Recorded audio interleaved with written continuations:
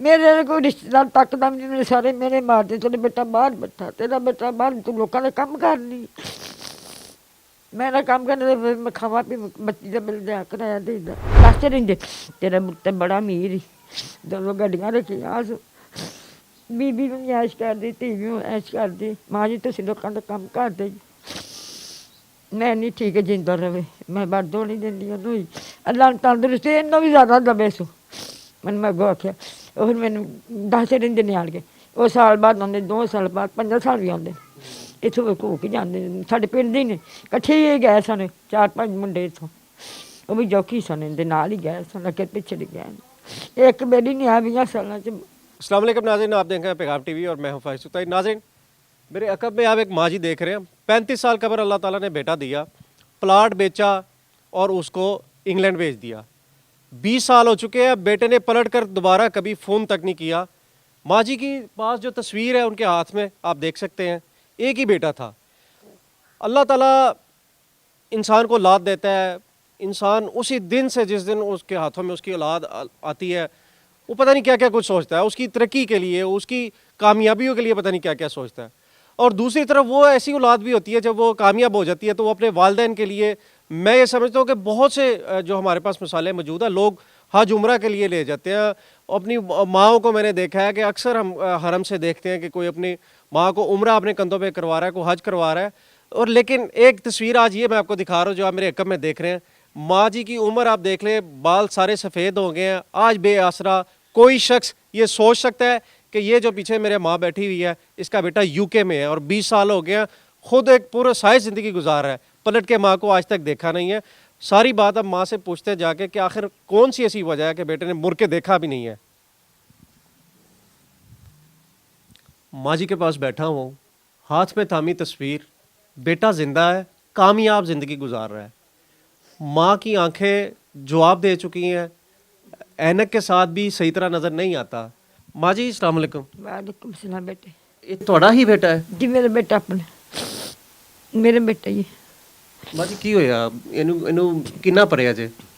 मतलब पढ़िया थोड़ा ही 8-9 जमातां सी पढ़िया सी, झूठ नहीं बेटी बनना, थोड़ा ही पढ़िया सी। फिर मैं ना सुहारी दा वल सीखना सी ते वो सीख के मतलब बड़ा जौकी बन गया। इधर बड़ी उनके कोल आमदन सी, मतलब लाश हैगी सी। उन्हें मैं बाहर जाना, मैं बेटे चला जा, मैं जंग बेच के बाहर चला गया। उन्हें शादी भी कराई सकी फुफो दे घर, एक उनकी बेटी वो भी नाल लै गया, अपनी बीवी भी नाल लै गया। ते 12 साल साढ़े नाल कोई राबता नहीं उन्हें कीता हैगा, कोई गल नहीं सी कीती हैगी। 12 साल उन्हें किसी ने फोन किया, सज्जन भेजी सी। 12 साल बाद मैंने पता लगा जी मेरा बेटा कहना ना जिंदा है, जिंदा मेरा बेटा। ते उन्हें फिर राबता साढ़े ने कीता सी, फिर बिचों कोई राबता नहीं करता रहा, फिर बिचों कोई राबता नहीं करता रहा, फिर बिचों नहीं करता रहा मेरे नाल राबता। मैं बेटे तू एक बारी बेटे तू मेरे को आया, तो नहीं आया हैगा, नहीं आता हैगा। लारे लाउंदा मैनूं, मैं अज आना, मैं कल आना, नहीं आता हैगा।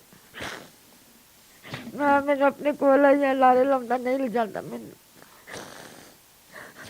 कदे नहीं मेरी गल मन्नी ना सुनी, कदे किसी ने मेरा राबता होंदा, मेरे को तो फोन भी नहीं हैगा, कोई चलाने वाला ना मेरे करने वाला होंदा। माँ जी आखिरी बारी ਉਹਦੇ ਨਾਲ ਬੇਟੇ ਨਾਲ ਗੱਲ ਕਦੋਂ ਹੋਈ ਸੀ ਤੁਹਾਡੀ? ਇਹ 3-4 ਮਹੀਨੇ ਹੋ ਗਏ ਮੇਰੀ ਗੱਲ ਹੋਈ ਸੀ। ਕਦੀ ਉਹਨੇ ਪੁੱਛਿਆ ਨਹੀਂ ਮਾਂ ਜੀ ਕਿਸੇ ਸ਼ੈ ਦੀ ਲੋੜ ਹੋਵੇ? ਉਹਨੇ ਨਹੀਂ ਕਦੇ ਮੈਨੂੰ ਪੁੱਛਿਆ ਹੈਗਾ। 3 ਮਹੀਨੇ ਬਾਅਦ, 4 ਮਹੀਨੇ ਬਾਅਦ, 5 ਮਹੀਨੇ ਬਾਅਦ ਪੈਸੇ ਘੱਲਦਾ 10,000 ਰੁਪਈਆ। 4 ਮਹੀਨੇ ਬਾਅਦ 10,000 ਰੁਪਏ? ਹਾਂ 3 ਮਹੀਨੇ ਬਾਅਦ। ਸਾਰਿਆਂ ਨੂੰ ਪਤਾ ਸਾਡੇ ਖਾਨਦਾਨ। ਮਾਂ ਜੀ ਕਿਉਂ ਇਸ ਤਰ੍ਹਾਂ ਕਰ ਰਿਹਾ ਉਹ? ਪਤਾ ਨਹੀਂ ਕਿਉਂ ਕਰ ਰਹੀ, ਉਹਨੂੰ ਪਤਾ, ਮੈਨੂੰ ਨਹੀਂ ਪਤਾ। ਮੈਂ ਤਾਂ ਦੁਆ ਹੀ ਦੇਣੀ ਹੈ ਕਿ ਤੇਰੇ ਵਿੱਚ ਤੰਦਰੁਸਤੀ ਰਵੇ, ਮੇਰੀ ਦੁਆ ਹੀ ਬਸ ਚੱਲਦੀ, ਬਸ ਹੋਰ ਕੋਈ ਸ਼ੈ ਨਹੀਂ ਮੈਨੂੰ ਦੇ ਸਕਦੀ। ਇਹ ਮੇਰਾ ਕਿਰਾਏ ਦੇ ਘਰ, ਬੱਤੀ ਦਾ ਬਿੱਲ ਵੀ ਦੇਣੀ ਆ, ਕਿਰਾਇਆ ਵੀ ਦੇਣੀ ਆ, ਆਪਣੀ ਦੁਆ ਵੀ ਲਿਆਉਣੀ। ਮੇਰੇ ਬੰਦੇ ਨੇ ਫਾਜ਼ਲ ਪਿਆ, ਸਭ ਨੂੰ ਪਤਾ, ਸਾਡੇ ਰਿਸ਼ਤੇਦਾਰਾਂ ਨੂੰ, ਸਾਰੇ ਖਾਨਦਾਨ ਨੂੰ ਸਾਡੇ ਨੂੰ ਪਤਾ। ਮਾਂ ਜੀ ਕਿਉਂ ਇੰਨਾ ਸਖਤ ਦਿਲ ਹੋ ਗਿਆ ਉਹ? ਪਤਾ ਨਹੀਂ ਕਿਉਂ ਹੋ ਗਏ, ਇਹਨਾਂ ਨੂੰ ਪਤਾ, ਪੁੱਤਰ ਮੈਨੂੰ ਨਹੀਂ ਪਤਾ।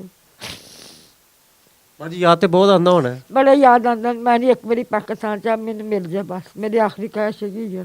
ਮਾਂ ਜੀ ਬੇਟੇ ਦਾ ਕੀ ਨਾਮ ਹੈ? ਇਸ਼ਾਨ ਅਲੀ।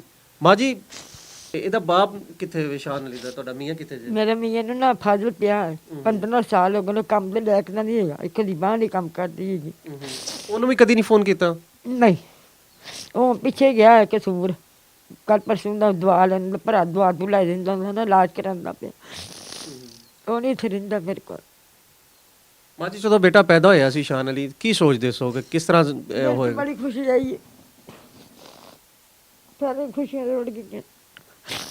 ਮੇਰੇ ਕੋਈ ਰਿਸ਼ਤੇਦਾਰ ਤੱਕਦਾ ਵੀ ਨਹੀਂ, ਸਾਰੇ ਮੇਰੇ ਮਾਰਦੇ, ਤੇਰਾ ਬੇਟਾ ਬਾਹਰ ਬੈਠਾ, ਤੇਰਾ ਬੇਟਾ ਬਾਹਰ, ਤੂੰ ਲੋਕਾਂ ਦਾ ਕੰਮ ਕਰਨੀ। ਮੇਰਾ ਕੰਮ ਕਰਨੇ ਦੇ ਮੈਂ ਖਾਵਾਂ ਪੀ, ਬੱਚੀ ਦਾ ਮਿਲ ਜਾ ਕਰਾਇਆ ਦੇਦਾ। ਇੱਥੇ ਫਿਰ ਮੈਂ ਜਾਵਾਂ ਦਵਾ ਲਈ ਆਪਣੀ, ਮੈਨੂੰ ਕਾਲਾ ਜਰਕਾਨ ਨਾਲ ਮੈਦੇ ਦੀ ਬਿਮਾਰੀ ਨਾਲ ਮੇਰਾ ਬਲੱਡ ਘਟ ਜਾਂਦਾ। ਮਾਂ ਜੀ ਤੁਸੀਂ ਦੱਸਦੇ ਹੋ ਉਹਨੂੰ ਜਦੋਂ ਗੱਲ ਹੁੰਦੀ ਕਿ ਮੈਂ ਬਿਮਾਰ ਹਾਂ, ਤੇਰਾ ਬਾਪ ਬਿਮਾਰ ਕਈ ਹੈ? ਵਾਰੀ ਮੈਨੂੰ ਆਖਿਆ ਹੋਣੀ ਗੱਲ ਸੁਣਦਾ ਮੇਰੀ, ਕਈ ਵਾਰੀ ਮੈਨੂੰ ਆਖਿਆ। ਕੀ ਕਹਿੰਦਾ ਕੀ ਹੈ? ਬੋਲਦੇ ਚੱਲਦੇ ਨਹੀਂ, ਅੱਗੋਂ ਜਵਾਬ ਹੀ ਨਹੀਂ ਦਿੰਦਾ। ਕਦੇ ਨਹੀਂ ਉਹਨੇ ਮੈਨੂੰ ਜਵਾਬ ਦਿੱਤਾ ਹੈ, ਕਦੇ ਨਹੀਂ ਮੈਂ ਗਲਤ ਗੱਲ ਕੀਤੀ ਹੁੰਦੇ ਨਾ ਮੈਂ ਕਦੇ ਲੜੀ ਨਾ ਮੈਂ ਕਦੇ ਕੁੱਲੀ ਲੈ ਕੇ ਮਾਮਾ ਬਚਾਰਾ ਰੋ ਪਾਣੀ ਆਪਾਂ ਡੇਲੀ ਮੇਰਾ ਨਾ ਬੰਦ ਹੋ ਜਾਂਦਾ। ਮੈਂ ਕਦੇ ਗੱਲ ਹੀ ਨਹੀਂ ਕੀਤੀ, ਮੇਰਾ ਦਿਲ ਨਹੀਂ ਕਰਦਾ ਫਿਰ ਗੱਲ ਕਰਨ, ਕਦੀ ਬਹਿ ਕਰਨ ਦਿਲ ਨਹੀਂ ਹੈ। मैं फिर की कर सकती हूँ। मैंने आज तक कोई डाइजेस्ट या कोई कहानी ऐसी नहीं पढ़ी जहाँ माँ के साथ ये हाल कर दे बंदा, ना का माँ को पूछे ना बाप को पूछे। हम कोशिश करते हैं माँ जी से, इनके बेटे से, किसी रिश्तेदार से इनका जो है ना नंबर लेकर उससे अभी लाइव कॉल करें और उसको कहें, रिक्वेस्ट करें, हाथ जोड़ कर उसको कहें कि यार अपनी माँ का ख्याल करो। इसको जो वीडियो कॉल कर लो, शायद ये तुम्हें देख के तो इसका दिल को सुकून मिल जाए, इसके आंसू थम जाए, इस आखिरी उम्र में इसकी ज़िंदगी जो आसान हो जाएगी। कोशिश करते हैं हम किसी से बात करें। माँ जी नंबर है और किसी को नंबर मिल सकता है सानू? मेरे दोतरे को लेगा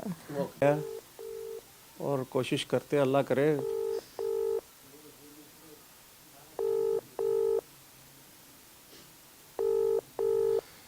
अमूमन तौर पे ऐसा होता है कि जब आपका कोई रिश्तेदार अजीज़ बाहर होता है और जब उसको पाकिस्तान से कॉल जाए तो मेरा ख्याल है कि उसको तरफ होती है कि यार पाकिस्तान से कॉल आ रही है तो मैं लाजमी रिसीव करूं।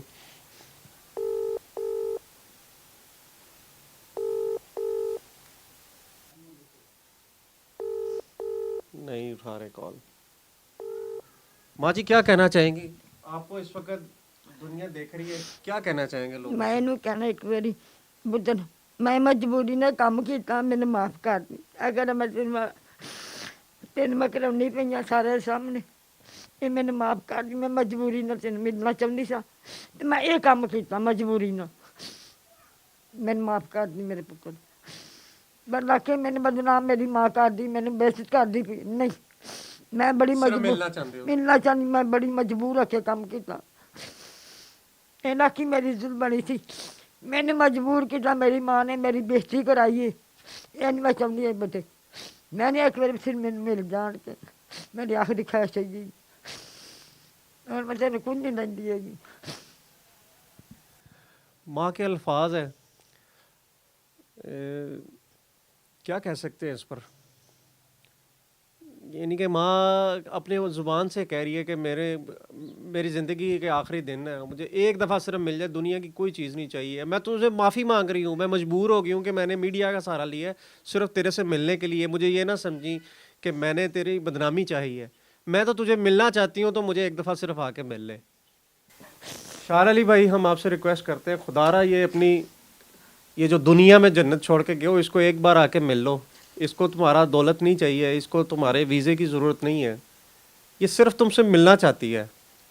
इसके आंसू देख लो, अगर ये आंसू इसी तरह गिरते हुए और ये अल्लाह ना करे ये आंखें जिस दिन बंद हो गई, दुनिया भी तबाह हो जाएगी और आखिर तो फिर है ही कुछ नहीं है। मज़ीद वीडियोज़ के लिए देखते रहें पैगाम TV।